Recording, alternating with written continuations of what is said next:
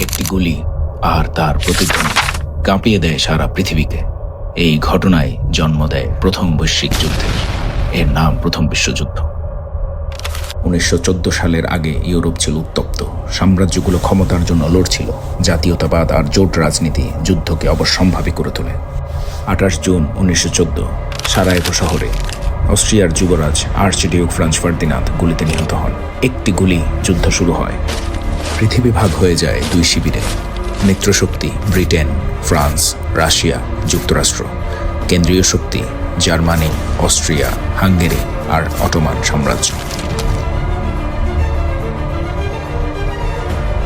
ট্রেঞ্চে বন্দি সৈন্য, machine gun, বিষাক্ত গ্যাস আর ইতিহাসে প্রথমবার ট্যাঙ্ক। এই যুদ্ধ ছিল যন্ত্রের বিরুদ্ধে মানুষের যুদ্ধ। 1917 সালে যুদ্ধে নামে যুক্তরাষ্ট্র। যুদ্ধের ভারসাম্য বদলে যায়। অবশেষে 1918 সালের 11 নভেম্বর যুদ্ধ থামে।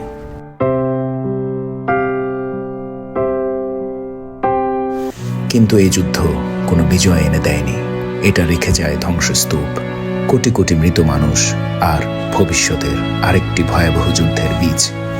প্রথম বিশ্বযুদ্ধ শুধু ইতিহাস নয়, এটা আমাদের জন্য সতর্কবার্তা।